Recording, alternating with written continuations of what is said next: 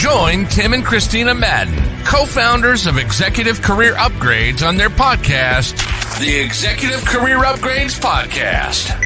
As an executive in today's highly competitive job market, it can be tough to succeed. However, with Tim's nationally recognized career advice and Kristina's mindset expertise, you can reach your full potential. Tune in to upgrade your career and get ahead of the competition.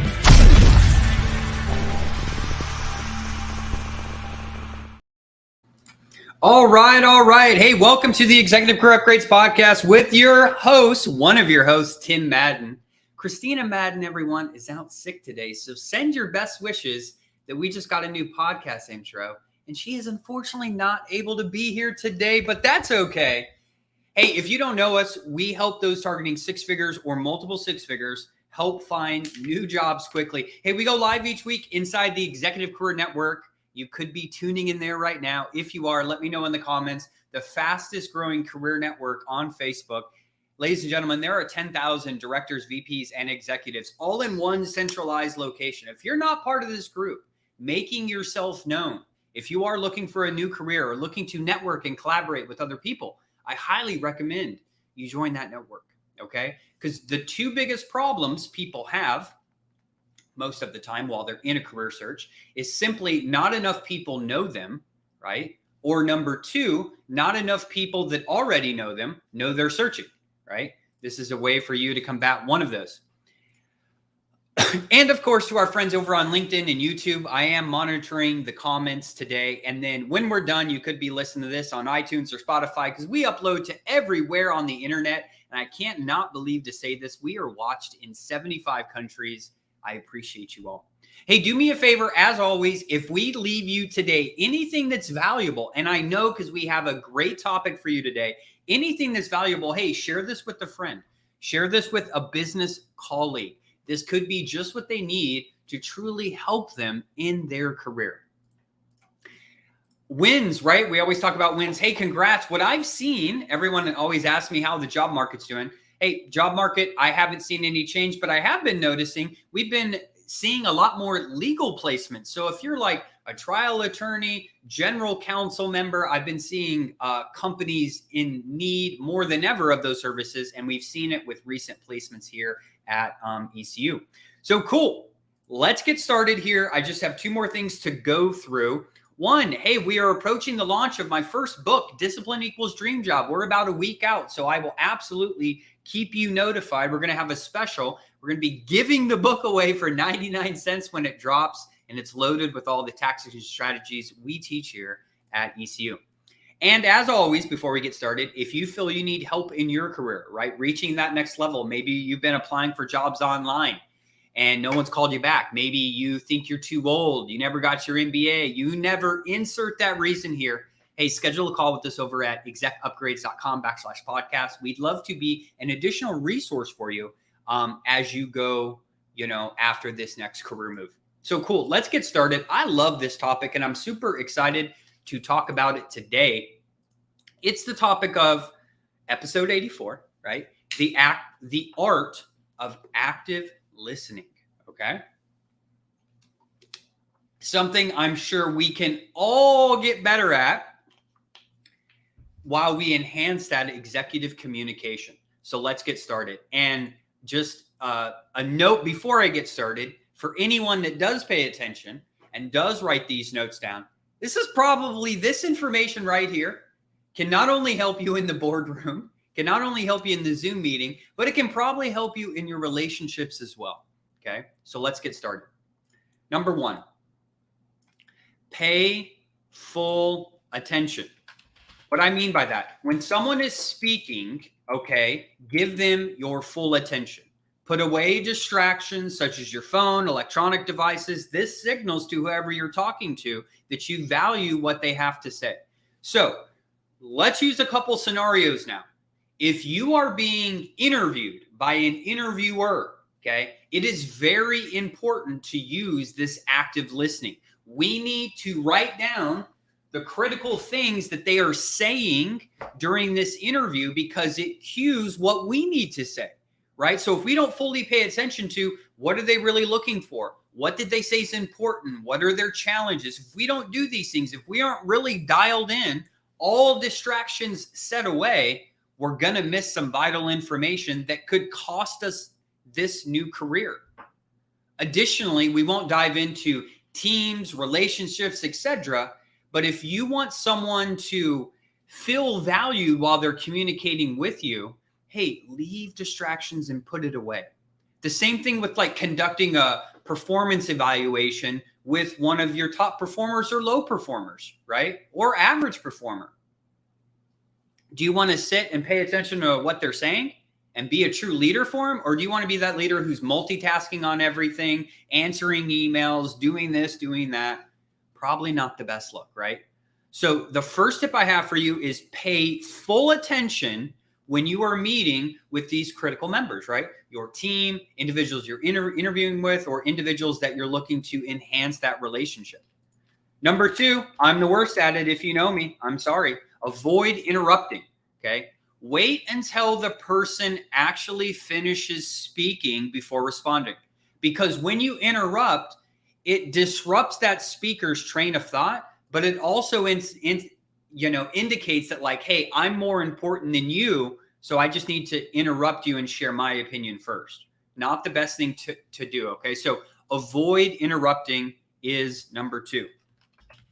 I do this all the time because I'm just so excited to tell that person, right, what I want to tell them. But by doing that, they can't finish their story, okay? They could have been sharing something really important before I interrupted them, okay? So number 2, try to avoid interrupting that individual while you're communicating to them, okay? Number 3, use nonverbal cues. What we say, I tell our clients this all the time, okay? What you say is important, right? Of course, what you say is important. How you say it, much more important, right? We can tell people that we're qualified. We can tell people that we can handle those challenges. We could do certain things, but are you really saying it with conviction? Are you saying it so people can believe you? Okay. Nonverbal cues consist around just, hey, maintaining eye contact, nodding, showing them that you're paying attention, keeping that good body posture, showing them that you're actively engaged in the conversation. We've all had those times where we went on interviews with people that weren't engaged, okay, that weren't paying attention. We'll talk about how to get attention on another podcast, okay? But hey, pay attention to those nonverbal cues. Use verbal affirmations, number 4. These small introductions, just like, yes, I understand, I see, go on, help to like affirm that you're actually paying attention and encourage that person to continue speaking, okay? These are good to do while you're on an interview, right? Letting them know that you are still paying attention, and if you have questions, asking those questions, okay? Number 5, paraphrase and summarize. This is so important, okay? This not only demonstrates that you've understood who's ever talking, but also gives them an opportunity to clarify if you've misunderstood something. So what I like to do, say let's talk about a sales pitch, right? Which could be an interview, okay? We want to have all the information before we respond, right? Who wants to respond when they have a fraction of the information? Hardly anybody, right? Who wants to respond when we have all of the information that we truly need? Most everybody, right? So how do we do this? After they're done talking, do we need to clarify anything? Right? So say, I'm just going to give you an example. Let's say the interviewer gave you a challenge of, hey, the turnover is 35%. Now it's time to ask clarifying questions. What have you already tried? Was it effective? Did it help? How much money is this costing you? All those clarifying questions we talked about on a different podcast, right? So I get the information, make sure I have all the clarifying information. And then before I'm about to speak, recap this. Got it, John. So you stated that turnovers at the manufacturing facility is 35%. It's typically costing the HR team this. The labor cost is this. You've already tried this, and it hasn't worked. Hey, did I miss anything that's vital to know? No, got it. Okay, here is how I've solved a similar situation, okay? So by paraphrasing and summarizing continually when you're hitting these key points in the conversation, it's important. Most importantly, it lets them know that you actually care and you're actually using that consultant behavior to ask those questions. Okay. Number 6, ask open-ended questions. Okay. Instead of those questions that require a simple yes or no answer, right? Ask those open-ended questions that prompt to elaborate more on their thoughts. This encourages a deeper conversation and shows your genuine interest. You should be doing this. Okay. My 2 favorite questions to ask on interviews, if you haven't seen prior episodes, are, hey, can you give me a brief example of what you're really looking for? Yes, open-ended question. These are all the things I'm looking for. Hey, can you give me some examples of some challenges that you're having inside this current business unit, right? Ask these open-ended questions while you're on the interviews. Okay. Show empathy. Pretty self-explanatory, right? Recognize and acknowledge how the speaker feels. This not only validates their emotions, but build trust, mainly probably when you're dealing with your team or your boss. Area where most people struggle, number 8, avoid jumping to conclusions, right? So before we make all these assumptions or rushing to judgment, seek to understand the speaker's perspective, okay? Number 9, provide constructive feedback. If you're asked for feedback from your team, hypothetically, give it thoughtfully and respectively, making sure to offer suggestions for improvement rather than just criticism, okay? Probably one of the biggest leadership mistakes out there, right? So many people think that they can't, tell someone that they need to improve, but by not doing that and not doing that in a tactful manner, you have a gap in your department and they stay stuck, not able to enhance their knowledge, skills, and abilities. Number 10, stay focused on the speaker's words, not your own thoughts. And I know that this is difficult for lots of people because we often get caught up in formulating our own response, right? Like listening to respond, okay? We're formulating our own response while others are still speaking. So we have to try to resist this impulse and stay focused on this speaker's words to remember, make sure I don't miss anything. Okay. There will be a time to craft a response. And a good example of this, if you've ever seen Elon Musk speak, okay, he's a genius for doing this. But anytime he's asked these complex questions about artificial intelligence, the future, etc., he knows he's got to be very careful what he says, right? Because that stuff will go viral so quick online, affect stock prices and everything, okay?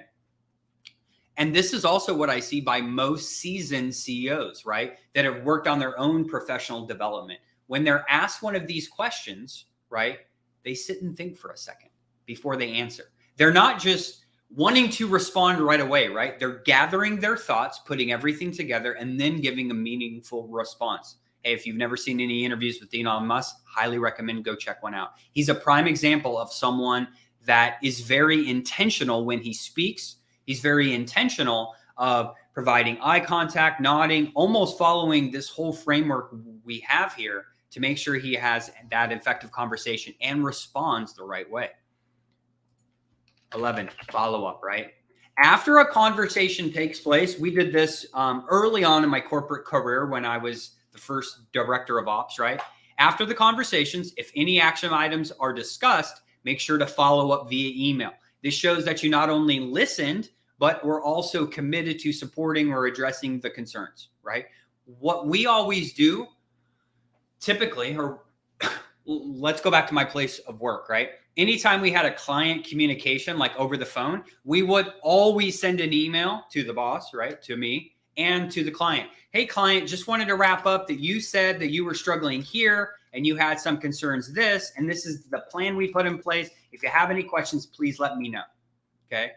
Or it's even, in corporate America, it's just good communication. You call an employee at some time saying, hey, I need you to do something by this date. Do you have any questions? Always good to follow up via email, right? Hey, this is what we talked about. This is when it's due. Always provide that follow-up to a conversation. So these 11 tips, while seem easy, most people struggle with them. Most people struggle to have effective communication and to improve their overall communication. And if you want to lead large teams one day and you don't have these basic principles, it's going to make it a lot more difficult. It's also going to make it a lot more difficult on interviews, building relationships with your network. Okay. So be sure to jot these down somewhere. Okay.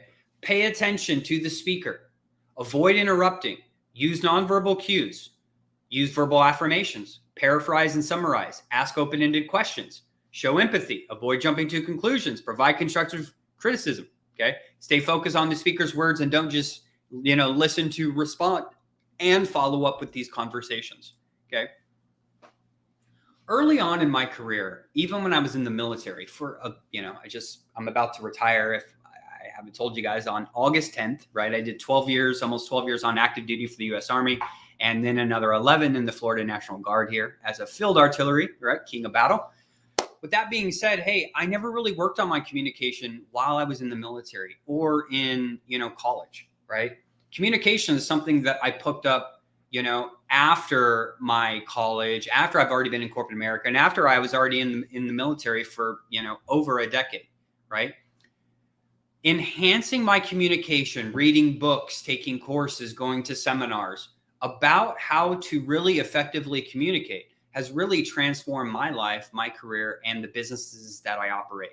Now, I still know that I have a lot of work to become exceptional at this, and I do know what I need to work on as well. And I would highly encourage you to do the same, because most people who listen to this are corporate leaders. We need to be strong communicators, right? We need to be strong communicators for companies on how we can help them. And then taking over with teams, the cross-functional teams, right? Our communication is so paramount, okay? And my one ask for you is that you continually work on enhancing your executive communication. A good way to do it, if you don't know where to start, that's cost effective. Look up some of the best books by John Maxwell and other international bestsellers on all things communication. I still read books to this day. An amazing one that I'll recommend to you is by John Maxwell. It says, everyone communicates, few connect. And that couldn't be more than the truth, right? So if you really want to level up your game in corporate America, right? Get the job you want, the money you want, provide that, direct support to your team and make it easy for them. Because as a leader, who doesn't want to make success easy for their team? Everybody, right? But if we don't have these principles and then get into tactics and strategies, we'll all kind of struggle. Okay. So as always, right? Share this with a friend. I'm sure everyone could learn just a little bit more on communication, and these basic principles will absolutely serve you well. And as always, if you need help in your career, right, in any facet, go on over to execupgrades.com/podcast. We'd love to be an additional resource for you. Until next week, have a great day, everyone.